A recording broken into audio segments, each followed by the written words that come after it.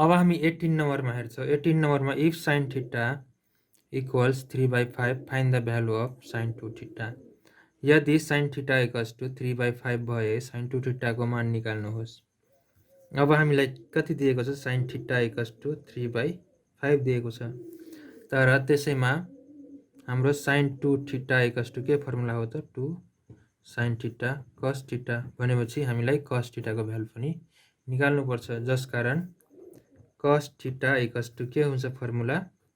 Root under 1 minus sine square theta हुन्छ formula.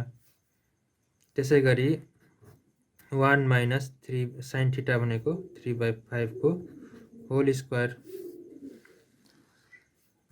त्यसै गरी रुट अन्डर 1 माइनस 3 को स्क्वायर भनेको 9 भइहाल्यो, 5 को स्क्वायर 25। अब यसमा एलसिएम कति आउने भयो त? 25 एलसिएम आउने भयो। भनेपछि 25 माइनस 9 गर्दा,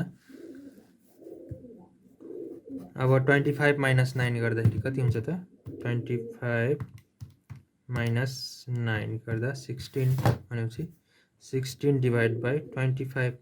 16 डिभाइड बाई 25 भयो रुट अन्डर, यसलाई चाहिँ हामी 4 को स्क्वायर डिभाइड बाई 5 को स्क्वायर गर्न सक्छौँ। भनेपछि स्क्वायर र रुट क्यान्सिल, भनेपछि कति भयो त?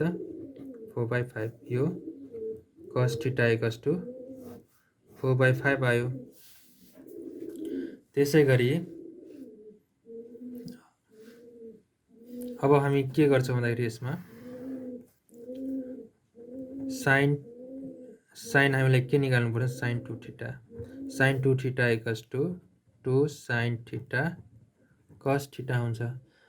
अब 2 इन्टु साइन थीटा भनेको हामीलाई भ्यालु दिएको छ 3/5 होइन, इन्टु 3/5 इन्टु, अब हामी भर्खर निकाल्यौँ कस थीटाको भ्यालु 4/5। भनेपछि कस थीटाको भ्यालु 4/5। अब मल्टिप्लाई गर्दाखेरि 2 इन्टु 3 भनेपछि नभए 4 इन्टु 3 12 2 जा 24 डिभाइड बाई 25। भनेपछि साइन 2 थीटा इक्वल्स टु 24/25। यो हाम्रो के निस्क्यो त? एन्सर।